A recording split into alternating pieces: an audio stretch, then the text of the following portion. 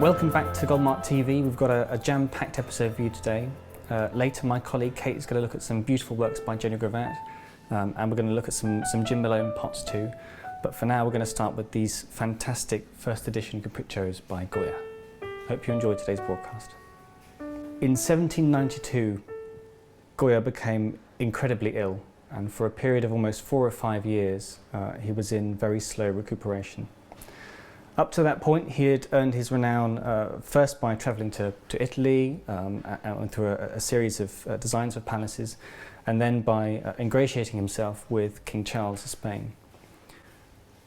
Had he died then, during this illness, we're not quite sure what it was that he had, but it left him almost completely deaf, completely debilitating.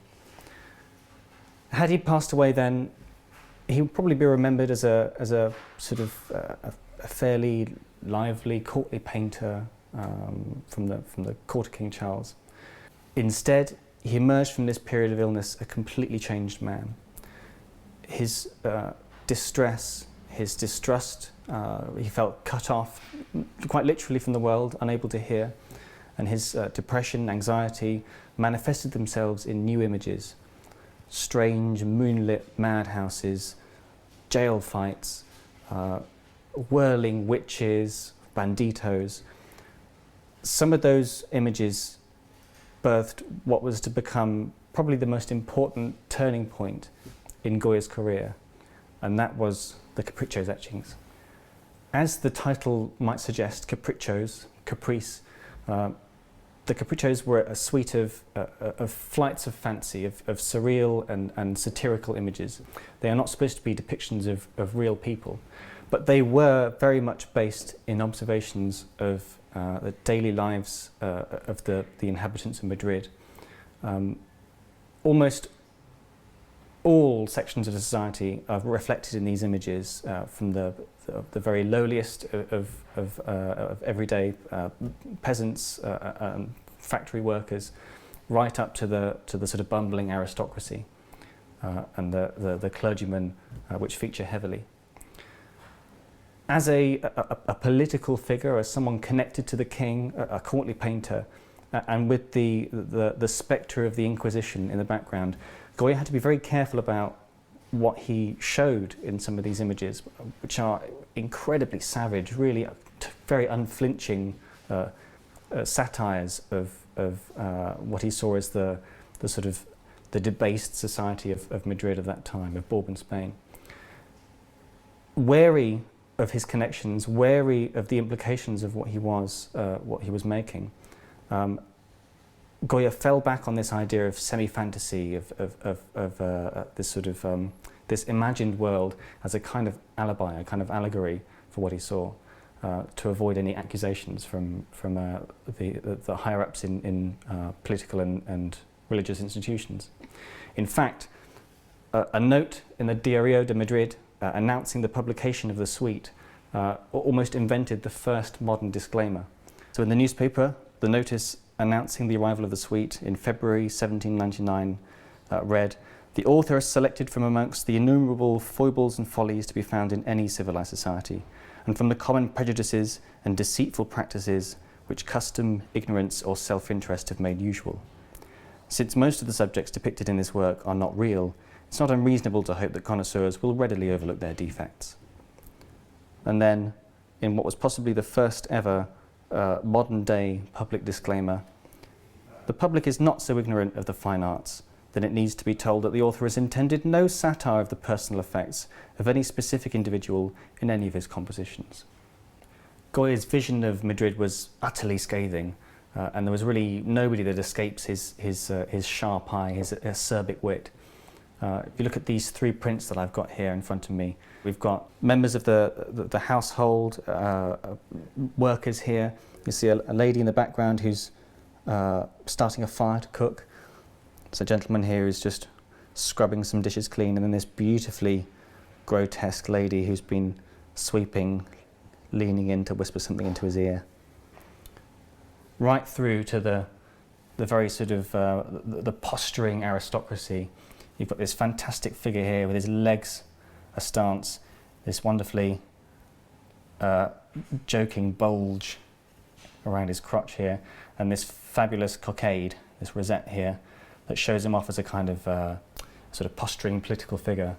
You'll notice behind him this sniggering chap here who doesn't think much of his display. And then, typical of the suite, a very sort of naive young aristocrat approaching a lady who's very obviously a prostitute, with her fellow workers looking on in the background, leading him on. So we can see from these two prints Goya's egalitarian approach to his savaging of Madrid, but also the sort of personal aspect of this suite for him, the personal importance of some of the images. So you've got here just a sort of fairly standard figure of a drunkard. This beautiful portrait of sort of that kind of hungover state with this chair that's caught fire. He's watching his house about to burn down. But then over here, this is a rather more personal joke. We've got a quack doctor here with his unfortunate patients here. The title is "To the Count of Palatine," or to the Palatine Count. That's actually a play on words. A Palatine Count was an official figure, a sort of member of the imperial household or a papal assistant. But Palatine's also referring to palate. You can see here he's removing the jaws of these poor victims here. Remember that Goya had spent those 5 years in recuperation, convalescing. He didn't think much of doctors, and I think this print says it all. Goya's image of Spanish society was sort of Trumpian. It's all about the art of the deal. Brides are sold off, prostitutes are being bought, witches and clergymen are trying to recruit people to the ranks. There's all sorts of swindling and cheating going on. Here's two typical prostitute scenes. We've got this lady who's being put on show here by this awful madam here with this fantastic typical Goya face, and her client equally repugnant here. But then this very strange scene, which actually takes reference from a style of hunting that you had in continental Europe. Up here you'll see this sort of bird-like figure up here. She's a new prostitute, probably a new recruit. You can tell from her ringlets and her bosom here. She's looking fairly sort of uncertain about what she's got to do, fairly nervous. This particular hunting technique involved a sort of a stuffed owl or a stuffed bird with flapping wings.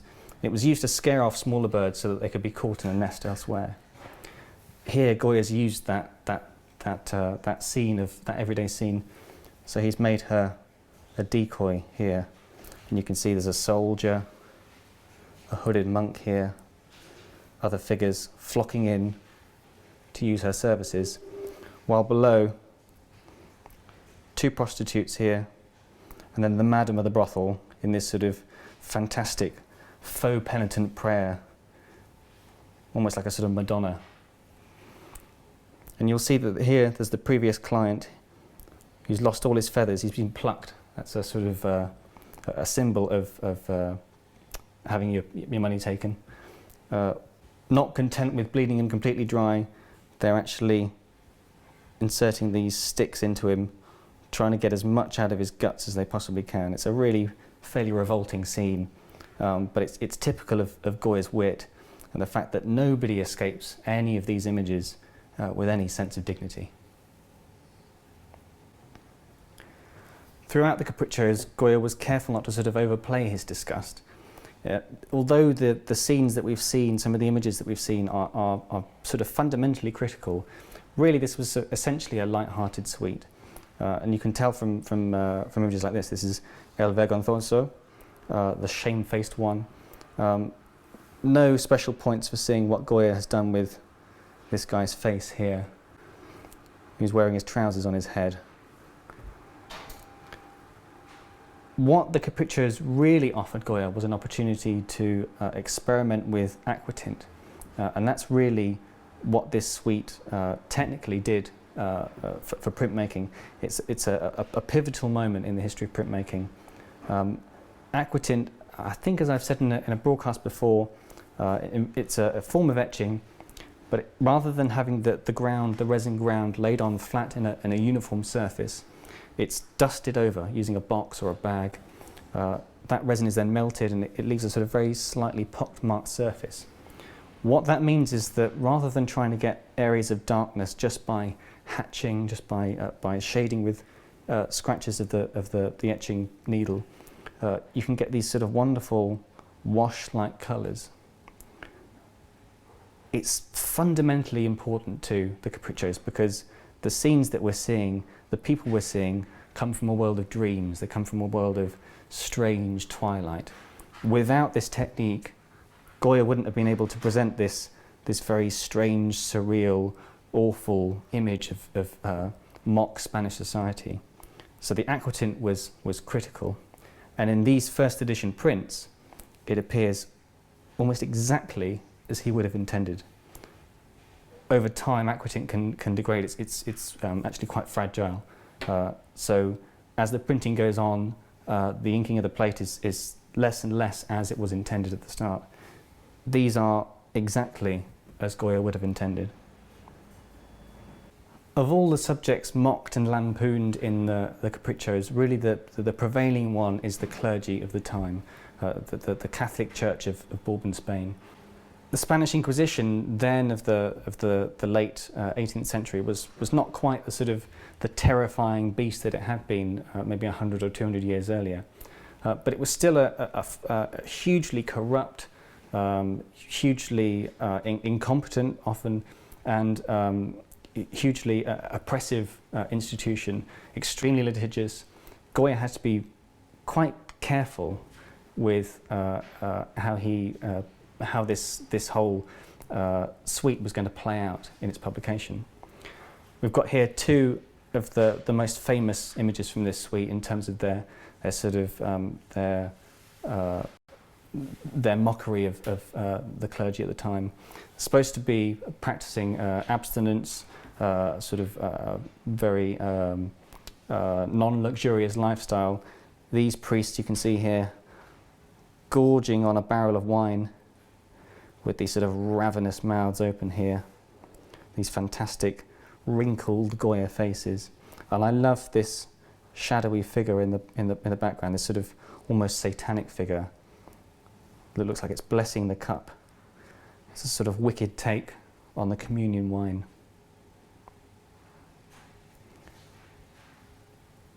And then over here, we've got this lovely lady down here who's sort of kneeling in frightened, in terrified prayer towards this obviously sort of monk-like figure. There's more scared people in the background. And back here you can see one of the many conceits that Goya used, sort of conflating the clergy, conflating the church with sort of witch cults, satanic rites. You can see these figures just etched into the background here, flying in on winged owls and bats, like sort of hooligan demons. Actually, this very terrifying figure that we see here is just a tree. You can see the branches sticking out the top of its leaves with this sort of hooded raiment that's been draped over it to make it more imposing. That's really the message of this suite, this sort of hulking institution, this sort of awful imposition that the Inquisition represented to many of Spanish society, actually was putting on a front, and there was no sort of no muscle, no real terror behind it. It's a lovely satirical image, that.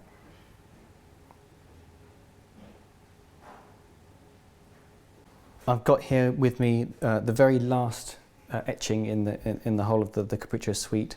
This is Ya es hora. The time is now, or time is up.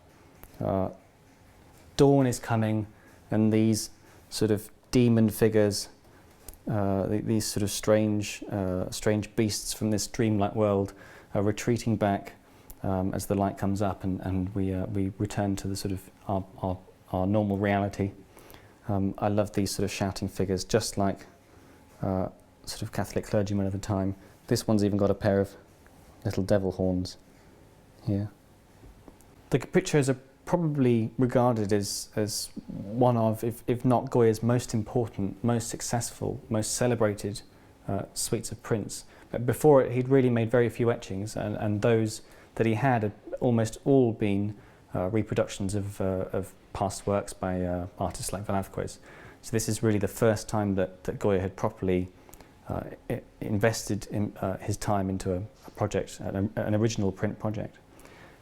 It seems strange looking at the power of these images to think that this suite was actually a complete financial failure. Unable to find any reputable publisher at the time, he'd had to lean on his political connections to even find somewhere to print the prints. They were all made in the attic of the French embassy in Madrid.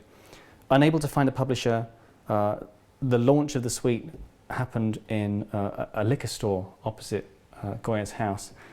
Quite aptly, the address of the perfumery was number 1, Calle del Desengaño, the Street of Disillusion. Only 27 sets of the 300 printed were sold in the 4 years after the suite was published. That's nearly 24,000 prints sitting there making no money, a complete failure. In the end, Goya had to rely on his connections with the king, who bought the existing copper plates and the rest of the sets and used them as a way of making a pension for Goya's last son, Javier. But really it was a complete failure at the time. Nobody's quite sure why. Maybe it was because the subject matter was so savage. Maybe because the people who were most often lampooned in these images were most likely to be the sorts of people to buy a set. It remains something of a mystery to this day.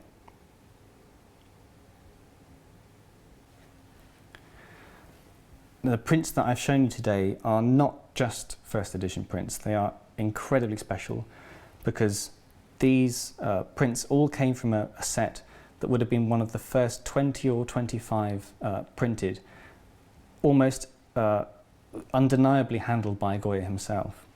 Now you might be asking, how could we possibly know that? Well, at the time of printing, Goya had those first early sets bound up into shop copies that were bound in this mottled calf with Goya's name and the title of the suite. The later sets in the edition were simply packaged in plain grey paper. Of these shop sets, of these early prints, very, very early on in the printing, a particular print, number 45 in the suite, a scratch happened on the plate, as is quite usual with printing and etching. So we know that all suites that contain this scratch on this print were from the later pulls during the edition. These prints all came from edition pre-scratch. That means that they're one of the earliest sets that were printed at the time, went through Goya's hands. The aquatint would have been exactly as he had directed. It makes them one of the most special, one of the rarest, one of the most important, historically significant things that we have ever handled here at the gallery. It's been a real delight to show these to you today, and I hope that they've confirmed for you that without them we wouldn't know of Goya today as the first modern master, the grandfather of modern art, really. You can see in the power of these images the kind of anger, the kind of anxiety, the distrust, the savagery that you get in any print by or painting by Dix, by Gross. Really, modern art starts here in this suite. It's amazing to be able to show these to you today, and as always, everything you've seen here is available on our website. I hope you've enjoyed this introduction to Goya.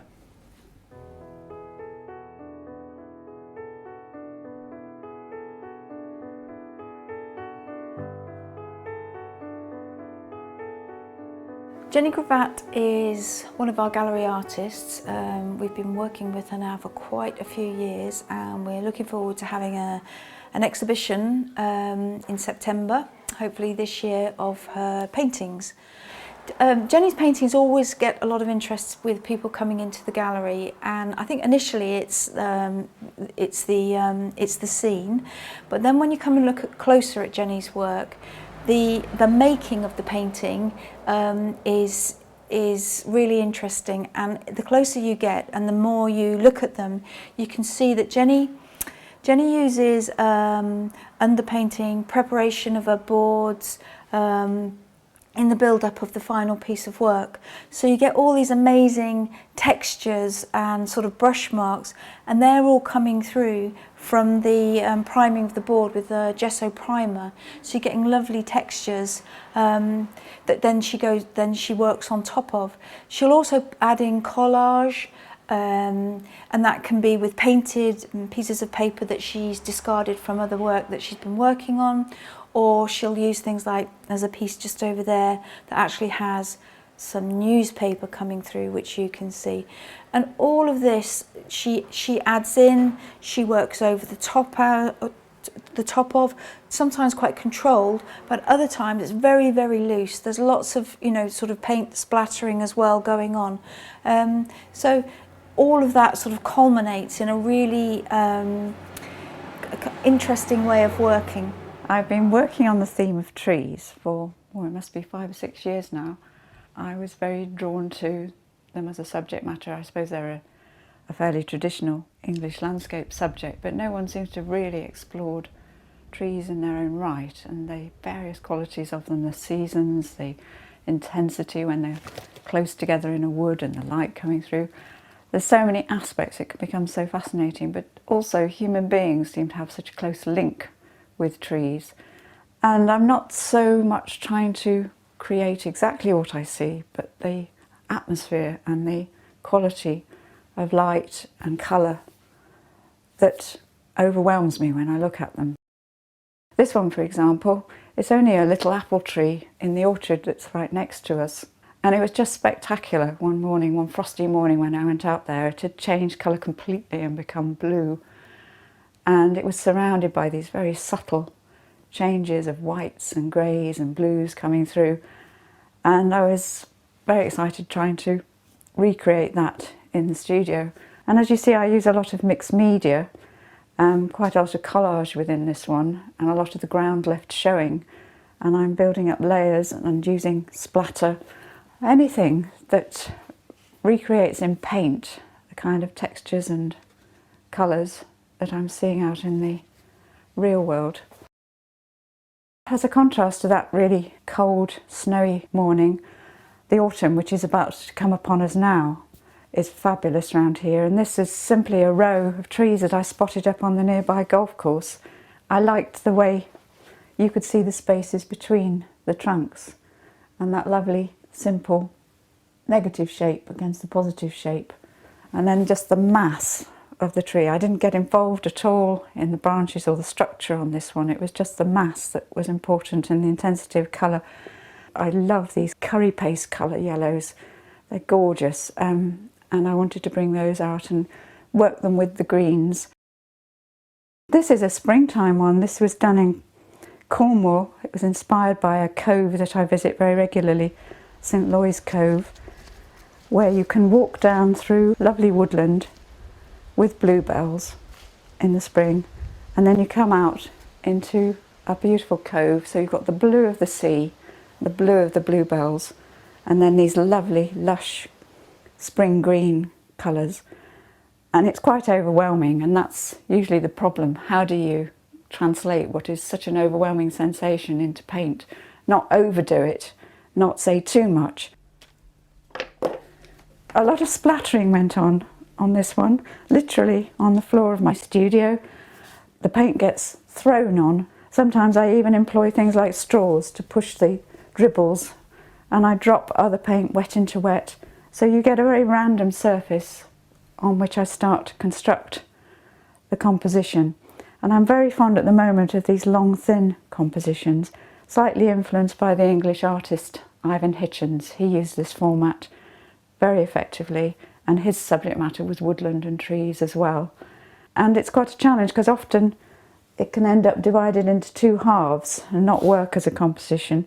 And the idea is that you lead the viewer through and on into that wonderful depth of the bluebell wood. Also in the springtime, right next to my studio, I have a rookery, and I hear the rooks. They get very active when they're building their nests. And when I'm pegging the washing out, you can see them all coming down. And I decided I would try and combine them, having done the trees. The life that is within the trees as well is really exciting, and I particularly like the jumble of mass of lines and structure of the nests that they build. And in the winter, of course, you can see all of that, no leaves to distract you. And I've played lovely games here. It's got really quite complicated, but I enjoy that, with the positive and negative shapes and the constant building up of marks, trying to recreate the energy, because there's so much energy with those birds coming in and so much energy with the nests being built, and also the pattern element. And it was a wonderful subject and I really enjoyed it, and I had to do probably 10 before I got the one that I was happy with. And in fact it started out with just nests. The birds didn't make an appearance until quite near the end of the painting. It was like they were demanding to be included. I hope over the past few weeks you've been enjoying our introductions to the many potters that we represent here at the gallery. Today I'd like to welcome you to the work of Jim Malone. Now, Malone lives in Cumbria in the north of England, amid the fells, where he works as a potter. He fires with a mixture of oil and wood, and that sort of combination gives him a lot of control over the different effects that he's looking for. I'd like to talk about a couple of things in particular about his pottery today, though. The first is that you might see around me that while we've got different sort of functional forms, bowls, a teapot here with a lovely set of Eunomi, a large amount of what Jim Malone produces are vases. And I think that he really has thought really very carefully about the different forms, of which there are a huge variety here that you'll see. Very carefully about how those different forms will complement flowers in their use. So to start with, I'd like to look at these Korean bottles. That's this beautiful shape here. And I've got another lovely example down here. These are like sort of old style Korean bottles with this lovely sort of round belly and this thin neck. What I love about these vases in particular is that they really pay attention to the fact that when a vase has something in it, the shape is not complete. So if you see you have this lovely swell around this section here and then this tall neck, what you've got to remember when you're, as a potter, making vases that you might be putting flowers in, is that this shape is going to be continued by whatever's put inside it. If you put daffodils in your jug, you'll find that that sort of open space around the top of the neck means that they sort of splay out and you get a very different display to what you might get in a vase like this. I love this sort of this thin neck that it comes to, that sort of then gets echoed by the shape of whatever bunch is put in it. You'll also notice on these pots by Jim Malone that we've got although they look deceptively simple, we've got a number of different decorative techniques going on. So in this one, which has got a lovely, I think, Tomoku glaze over it here, you've got these fantastic copper pores, which almost look like moss on here, and which you'll see even more dramatically on this great big vase here, with this fantastic fountain of green down the front.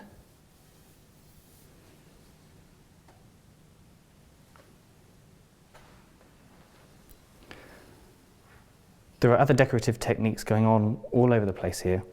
If I pick up a little bottle here, for example, we've got some lovely incised designs of a sort of wheat sheaf or a flower stem here. And then on the side, almost like a sort of cross between sgraffito or combing into the clay, these wonderful scratches. I love that on these, the tool that's been used sort of picks up a burr, a sort of a feathered edge to the clay, which you can still kind of feel in the way that the glaze has sort of filled these areas, and as the clay is hardened, it's given this slight sort of raised, rough edge. I think it's a really lovely effect, and with the right glaze, as you can see on here, you get a lovely contrast on the pot.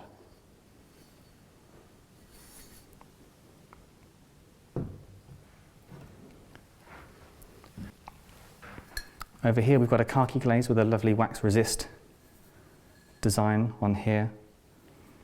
One of the things that I love about Jim Malone's pots is that having worked for so long in this tradition, in this particular style of decoration, he's learned very carefully how to apply those designs to the shapes, to the forms that he's thrown. So if you see with this lovely branch here, it sort of curves over the shoulder of this pot. It fits perfectly into the space, into the silhouette of this jar. That's something that's very difficult to get, I think. It looks easy when a master's doing it, but if you've tried yourself, to try and marry decoration and surface to the form beneath, often there's a bit of a disjunct between what's been applied and the shape underneath it. And that's never so with Jim's pots.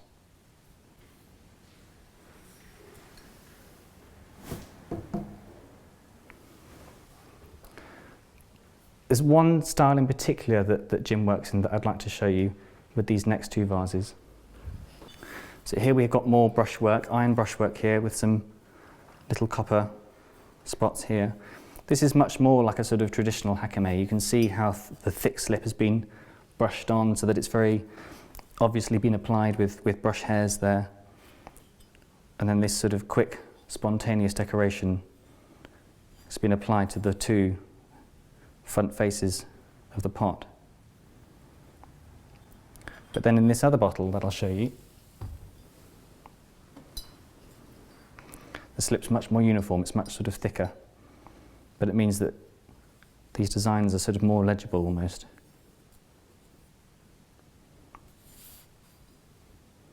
I think this brushwork has a lovely kind of liveliness to it, a lovely spontaneity. It's sort of, you can feel it, you can imagine the painting actually happening there before you. It feels alive and fresh. And as you'll see from this next clip that we're about to show you, that liveliness is all important to Jim when he's making decoration like this.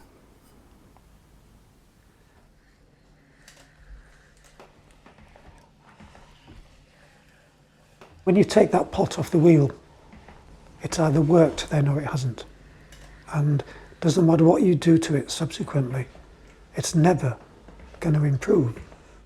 I used to have an analogy which I used to tell students to try and get them to see this, and it's like if you want to look really good as a person, if you're way out of condition physically, you're a mess. It doesn't matter how much you dress yourself up in expensive finery, you're never going to look good. But if you've got a great body, you know, jeans and a t-shirt, you look fabulous. It's all about form, really. I think the other thing is that matters a lot is the quality of touch on the clay, trying to allow the material to speak, which is one reason why I work on a very light momentum wheel and why I won't go anywhere near an electric wheel, because you know, the motor on an electric wheel, it's relentless. It's nothing to do with speed for its own sake. It's to do with the pot having freshness, not being overworked, things being done with kind of as economically as possible. So every time you touch the clay, there's a purpose and a reason. And you know, it's not handled, it's just like drawing or anything else, or making a painting. You know, you don't overwork it. You know, if you want the thing to be fresh and lively and have vitality, it's very important to do it that way. Bernard Leach said, when you're making a pot, even though you're making a three-dimensional object, what you're actually doing is drawing a line in space with your hands, isn't it? The clay's moving, but your hands are still. Or they're moving in a vertical direction, and you're actually drawing a line. And Bernard Leach said, pay special attention to the beginnings and ends of lines. They're important. And if you do that, the middle will kind of take care of itself. Colin Pearson used to say about throwing, about his own work. He said, I observe, and when it happens, I stop. It's about surface quality. which comes out as a direct result of the making process. And that shouldn't be disguised at all, that should be allowed to express itself. And I remember somebody else, Colin, said once actually, because when I was a student, very early on, things like this used to worry me. You know, you pick a pot off the wheel with your hands, it kind of distorts, or your hands leave indents in the side. And I remember Colin saying, well, it doesn't matter. And I said, well, why doesn't it matter? And he said, because it shows it's been made in a certain way, you know. And at that point, I'd got a long way to go, you know, to understand really what expression in terms of making pots was.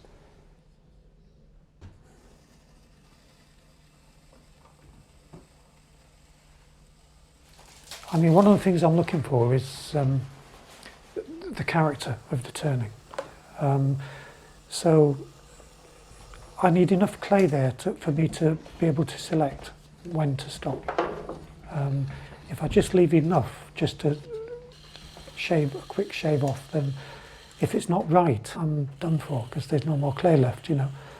So things like considerations of things like weight, I don't bother about that. If the turning looks fresh and good, at that point I stop. And if that leaves the bowl a little bit heavy, so what? And my own work, I think, it is rooted in functional pottery. And when I started, you know, it was in the mid-1970s in my own workshop. And that coincided with a time when a lot of people were moving out of places like London and buying small holdings in the country and trying to be self-sufficient. There's a whole movement, you know. I think Margaret Thatcher stopped that. It provided a ready market for handmade pots because they wanted them because it fitted in with their kind of, you know, lifestyle. And gradually that dried up over the years, and I suppose really over time have made less and less kind of what you would call basic domestic table and ovenware. I mean, somebody like Mike, for example, Mike Dodd, has continued to make those things, you know. This is one of my favourite techniques of everything that I do, and this, of course, comes from Korean pots from the 16th century, hakami. Certain glazes do their own thing. They are their own decoration, if you like, with a little bit of help from the kiln. But this is quite different because it's a decoration which I deliberately put on the pot. And I like it because it's kind of built up in layers, really. And it reminds me very much of working into a drawing or a canvas. You know, it's a similar kind of thing for me. And for this to work, it really has to be done unself-consciously. That's what's important about it. If it's laboured, it looks laboured, and then it doesn't work. Spontaneity is what's required. So the slip has to be brushed on almost without thinking about what you're doing, and let the brush do the work, really. It's a technique which I like very much. But I also think that it's kind of like an acquired taste.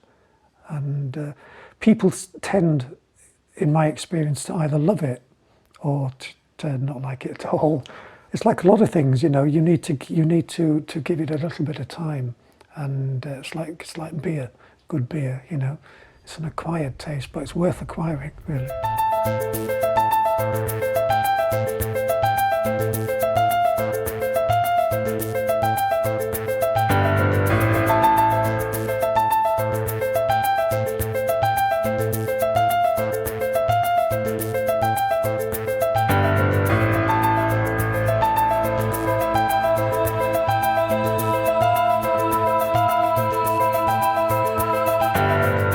To educate, entertain our customers.